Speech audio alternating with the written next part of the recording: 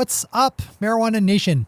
It's your host and producer, Shay Gunther, back from the dead, or I guess the near dead. I'm going to take a quick minute before we jump to the news to tell you a little bit about my weekend and why we didn't have a show for 3 days. So on Friday, I woke up and I had a pretty killer sore throat. It had actually been bugging me for the past few days before that, but it had been mild and treatable with ibuprofen. On Friday, it was a big, angry sore throat. And totally knocked me out of the game Friday. So Friday's show was just killed because I couldn't talk. Friday also happened to be the day that I flew out to Minnesota to take part in kind of one of the other big things that I do in my life, ultimate frisbee coaching. So I play and coach a lot of ultimate frisbee, and one of the teams that I help out with is the Maine State All-Star team, who goes out to Minnesota every year to compete in the nationals. The guys, that's the highest level of competition for kids 20 years and older or 20 years and under to play ultimate frisbee. And I help coach one of those teams.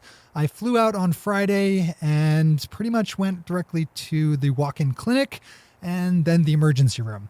What started out looking like a case of strep throat just got worse and worse and worse, and led to another trip to the ER on Sunday, where a little bit of warning here, this is super gross.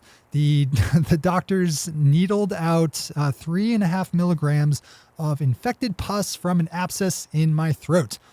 Totally gross, I know. For those of you who aren't familiar with metric, 3.5 milligrams is about the size of a large grape. So I had a large grape sized pimple in my throat. Ugh. I have a picture of it. It's disgusting. I was just bedbound and hobbled and unable to coach and miserable and unable to really do much of any work. And my voice sounded terrible. And yeah, I don't get sick very often, but geez, this one was a doozy. So after lots of modern medicine, a lot of painkillers and some steroid shots and antibiotics, I'm back. I'm back in business. So I apologize for the fact that my immune system was not up to the task of handling the viral infection. Actually, turns out I didn't have strep. It knocked you guys all out from hearing the news. So, but the good news is that I appear to be back on the mend. Still not feeling 100%. And definitely have lost a little bit of weight from not eating or really drinking much for a few days. But I'm alive. That's pretty much my weekend, my crappy weekend. So, I hope that your weekend was much better, and, I look forward to getting back into the swing of things, reporting the news for you and for Marijuana Nation. So, that's why there was no show for 3 days. Again, I apologize. So let's get on to the news. This episode of Marijuana Today Daily is brought to you by our friends over at ease.com, California's top one-stop website for legal marijuana delivery. You know Ease is the place to go when you want California legal marijuana products that are properly tested, packaged, and labeled. You also know that Ease is a great place to turn for all kinds of helpful bits of industry insight and analysis. Ease just dropped a new article looking at some of the assorted and associated costs of the illicit marijuana market, drawing from a poll of 1,750 online respondents. There are a lot of interesting takeaways in this one, but some of the highlights include the fact that 84% of those who responded are very happy with their options in the legal market. Even so, 1 in 5 Californians report having purchased cannabis from less than legal sources in the past 3 months, with most of them saying they'd continue to do so due to the cheaper costs of illegal marijuana. You can dive into the whole report yourself by swinging over to ease.com/home, where you'll find a story about their new report on the high costs of illegal cannabis.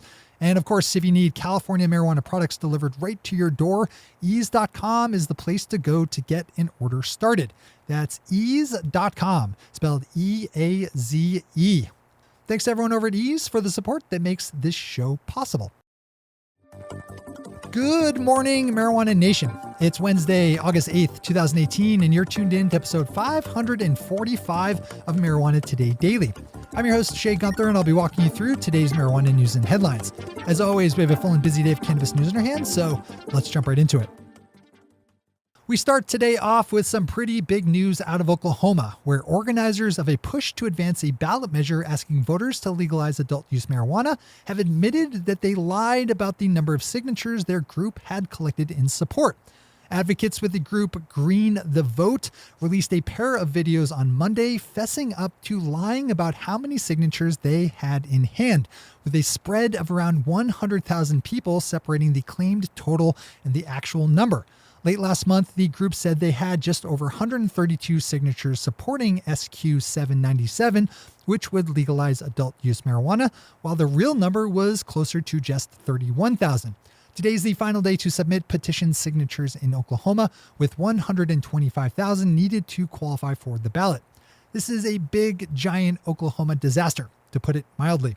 Also, one that you really need to click over to for all the juicy details and the videos of the organizers explaining their mistakes, with virtual hats held in hand. Not cool, Green the Vote. Not cool. As always, we have all the news we cover linked to on our website at mjtodaydaily.com and on our Twitter account at mjtodaydaily. Bouncing down to Florida for our second top story today, we have news of a potentially industry-changing decision in a court battle over the limit of how many licensed medical marijuana businesses are allowed in the state. Last week, Leon County Circuit Judge Charles Dotson ruled that the cap on licensed medical marijuana businesses imposed by Florida following a successful 2016 ballot measure ran counter to the intent of that initiative. Judge Dotson also found that the state improperly required that Florida medical cannabis businesses be vertically integrated, with each license holder required to act as cultivator, processor, and dispenser. The decision doesn't immediately open up the state for an unlimited number of licenses, but if allowed to stand, could lead down that road. Another excellent one to jump over to absorb, especially if you have any skin in the Florida medical marijuana game. Our final top story of the day is a piece by Kyle Yeager over at Marijuana Moment about the chances that North Dakota voters will get to go to the polls in November to cast votes on whether or not to allow for legal adult use cannabis. Kyle did a great bit of original reporting here and was told by North Dakota election officials yesterday that the chances look good for the adult use ballot measure to qualify. It takes just 13,452 qualified signatures in support to land on a North Dakota ballot, and Legalize ND, the group pushing for the initiative, say they turned in just under 19,000. The state is currently going through the process of verifying those signatures, but election officials told Kyle that so far, few red flags have popped up. Swing over to Kyle's piece for all the details on the initiative, including a link to the ballot measures text itself. Those are the top stories for today. It's time for Marijuana Today Daily Headlines Blitz. Before we blitz out on headlines, let's quickly thank our sponsor, Ease.com, California's top one-stop website for legal marijuana delivery.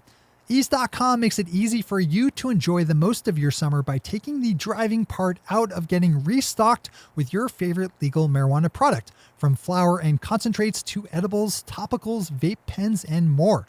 You'll be hard-pressed to not find whatever modality of cannabis consumption you prefer over at Ease.com, where you can get an order going in just minutes and then take delivery in less than an hour, assuming it's during legal marijuana delivery hours. Find out just for yourself how easy it can be by firing up Ease.com, spelled E-A-Z-E, and getting your own order in. Since Ease only works with the top dispensaries in their active areas, you know you're in for a great customer experience filled with great products at stellar prices. Don't waste a minute of your time this summer season fighting traffic when Ease.com will help bring the dispensary right to your door. Get your order going over at Ease.com. Thanks again to everyone over at Ease for the support. All right, time for the Blitz. Last week, an 80-year-old grandmother living in Michigan was arrested and put in jail for a night because police found a small amount of cannabis in her home and because her medical marijuana card was expired. That's a headline enough as it is, but as Chris Roberts over at Marijuana Moment picked up on, there's a lot more to this story than that. After Marijuana Moment founder Tom Angel tweeted about the case of 80-year-old Dolores Saltzman, who uses medical cannabis to treat her arthritis, a prohibitionist funder by the name of Julie Schauer, and I hope I'm badly mispronouncing that name, tweeted out a response that, quote, "A night in jail is not such a big deal," unquote. Ms. Schauer is reportedly a prominent donor to anti-cannabis causes, which is actually pretty awesome because that means she's just burning her money up in a pointless fight against the future. The cold-hearted and shallow-minded Schauer can be found over at Twitter, over at In Awe of Art. That's In Awe of Art, where you'll find plenty more of her ignorant and baseless prohibitionist tweets.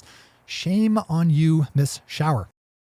Leafly has a headline up about a case in Wyoming involving a New Mexico woman who was arrested and jailed after police found a bottle of CBD oil in her car after pulling her over for an expired license plate.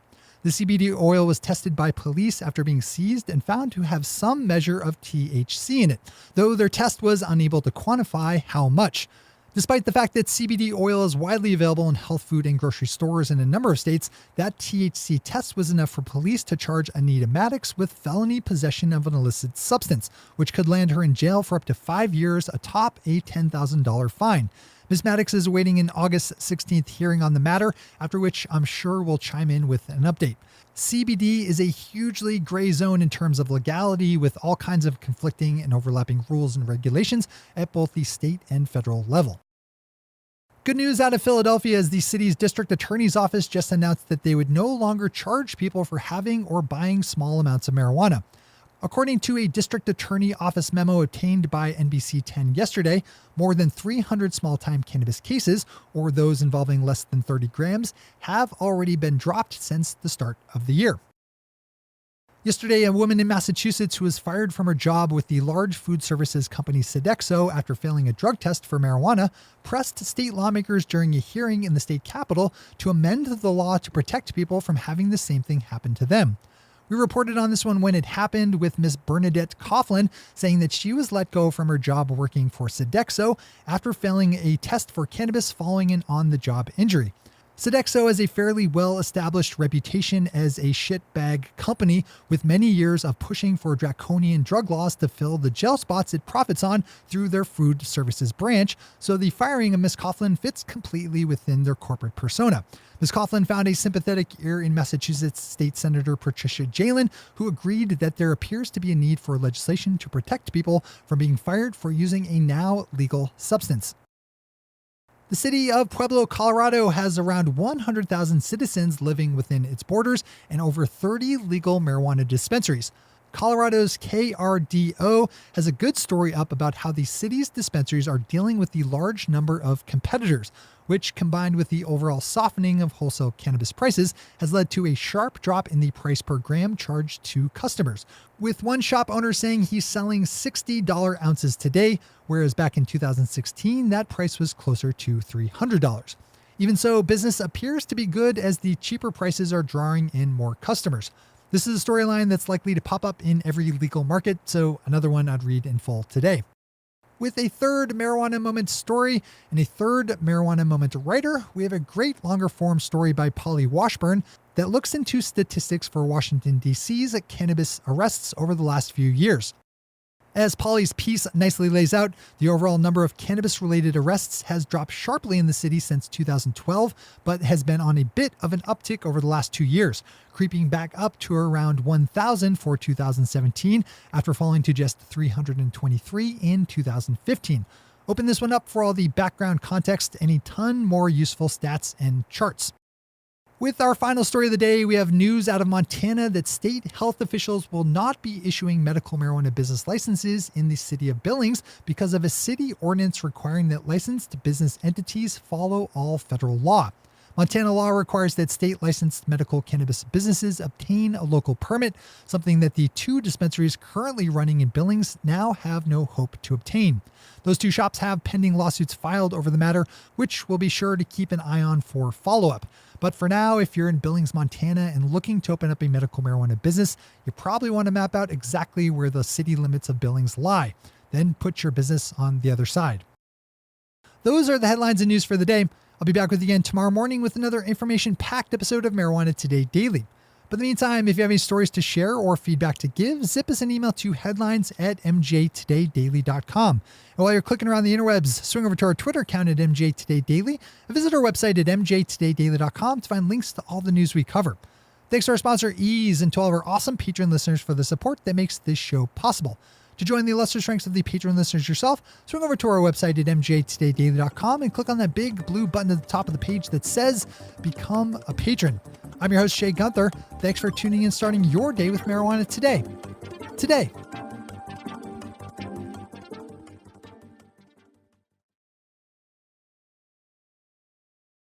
One take, Shay. One take.